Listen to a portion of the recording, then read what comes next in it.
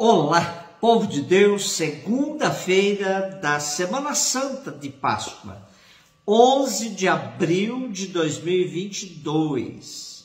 A nossa reflexão de hoje é a partir de Isaías 42, de 1 a 7 e João 12, de 1 a 11. Eis o meu servo, eu o recebo, eis o meu eleito, nele se compraz minha alma. Pus meu espírito sobre ele. Ele promoverá o julgamento das nações. Ele não clama, nem levanta a voz, nem se faz ouvir pelas ruas, não quebra uma cana rachada, nem apaga um pavio que ainda fumega, mas promoverá o julgamento para obter a verdade. Não esmorecerá, nem se deixará abater, enquanto não estabelecer a justiça na terra. Os países distantes esperam seus ensinamentos. Isto diz o Senhor Deus, que criou o céu e o estendeu, firmou a terra e tudo que dela germina, que dá a respiração aos seus habitantes e o sopro da vida ao que nela se move. Eu, o Senhor, te chamei para a justiça e te tomei pela mão. Eu te formei e te constituí como centro de aliança do povo, luz das nações, para abrires os olhos dos cegos, tirar os cativos da prisão, livrar do cárcere os que vivem nas trevas.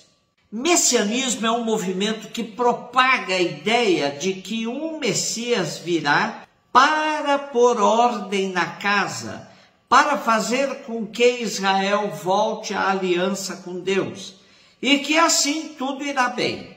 Porém, tal movimento teve várias matizes. Uns achavam que seria um chefe de exército que atuaria pela força, com força. E o segundo Isaías vai por outro caminho. O Messias é apresentado como um servo, ao qual ele dedica 4 cânticos ao longo dos 15 capítulos do seu livro. Hoje temos o primeiro cântico. Quem é esse servo? Há quem veja nele a figura do próprio profeta. Outros dizem ser o rei persa Ciro, que possibilitou a volta do povo a Jerusalém. Mas a versão mais aceita é de que se trata de uma pessoa coletiva, sendo aplicada a todo o povo pobre e fiel. O servo é a grande novidade que Javé prepara, o missionário escolhido que, graças ao Espírito de Javé, recebe a missão de fazer que surja uma sociedade conforme a justiça e o direito. Ele não submeterá os fracos ao seu domínio, mas o seu agir acabará produzindo uma transformação radical. Os cegos enxergarão, os presos serão libertados. A missão do servo é descrita tendo como pano de fundo os costumes de Babilônia, onde o arauto do grande rei era encarregado de proclamar pelas ruas da cidade os decretos de condenação à morte.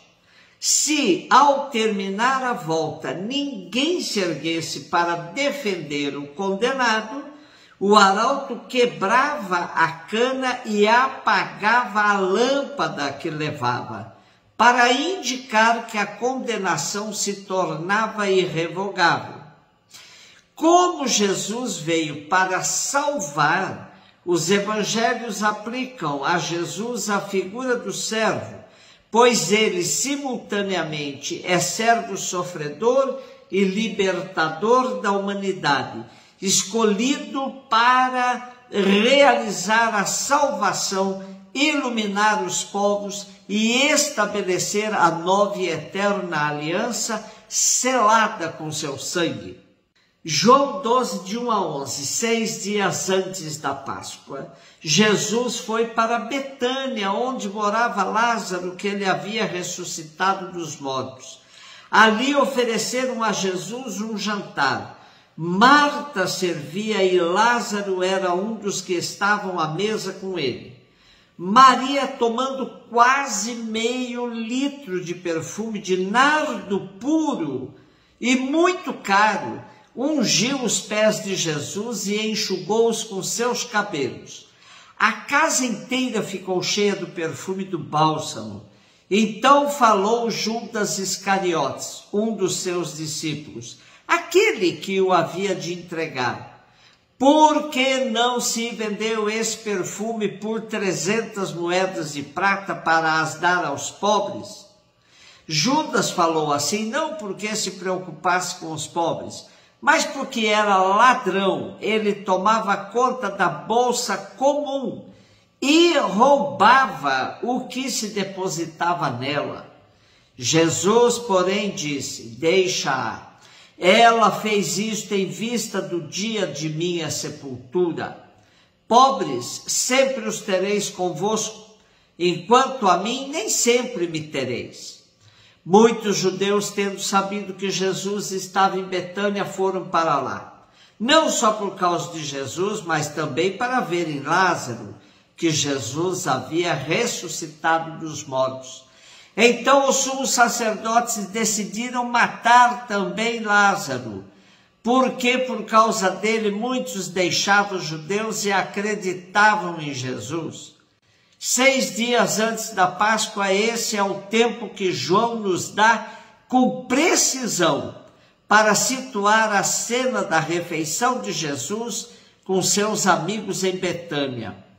Essa refeição é prelúdio da última ceia.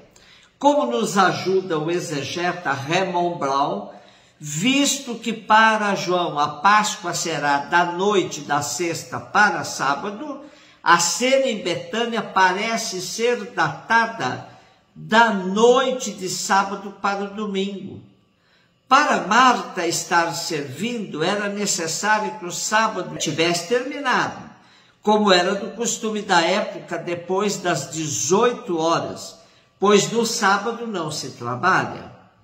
A refeição em Betânia preenche todos os requisitos de uma verdadeira ceia, pois para os costumes judaicos só se podia sentar-se à mesma mesa quando houvesse comunhão de sentimentos e de vida entre os convivas. Aí Jesus estava com Marta, Maria, Lázaro, seus amigos amados. No nosso trecho de hoje destacam-se Lázaro e Maria. O primeiro era um testemunho vivo do poder de Jesus que tanto incomodava as autoridades judaicas. A segunda, Maria, com seu gesto de amor ungindo Jesus, antecipa a unção que Jesus receberá quando do seu sepultamento. A quantia do perfume usado por Maria correspondia ao salário recebido por um trabalhador manual durante 10 meses, o que desperta no tesoureiro do grupo dos apóstolos, Judas Iscariotes, a ganância que o caracterizava e o que o levou a trocar seu mestre por 30 moedas de prata. Assim como o mercenário não se preocupava com as ovelhas, Judas não se preocupava com os pobres. A abertura do coração de Maria é inversamente proporcional ao fechamento do coração de Judas. Assim, João vai aclarando as cenas que estão por vir do sacrifício de Cristo na cruz. Amado por uns, escarnecido por outros. É bom termos claro que essa Maria sofreu várias interpretações ao longo da história, devido à cena similar em Lucas e Marcos, que falam de uma pecadora que lavou os pés de Jesus com suas lágrimas e os enxugou com os cabelos. E outro que fala do perfume referindo-se a ele como um nardo puro. Na mente popular, sob a influência do quadro de Lucas de uma mulher pecadora, a mulher de Betânia, Maria, foi logo caracterizada como pecadora. Então, para muitos, esta Maria pecadora de Betânia foi identificada como Maria de Magdala. Com essa confusão, a liturgia católica chegou a honrar numa festa singular as três mulheres: a pecadora da Galiléia, a Maria de Betânia e a Maria de Magdala, como uma só santa. Mas será sempre bom distinguir as três mulheres, cada qual num relato diferente entre os evangelistas. E quando Jesus diz: pobres sempre os tereis convosco, não deve servir para justificar os fracassos históricos da humanidade na não resolução econômica dos sistemas que regem as sociedades. É simplesmente para fazer uma comparação com a sua situação de pobreza, que aceita de bom grado a unção que o prepara para o seu encontro definitivo com o Pai. Nosso texto termina uma vez mais apontando a decisão dos sumos sacerdotes de matar também a Lázaro, pois ele era motivo evidente para que muitos crescem em Jesus. Constata-se que as autoridades religiosas da época, assim como as demais autoridades, não têm outras propostas a não ser eliminar quem atrapalha seus planos. Um beijo no seu coração.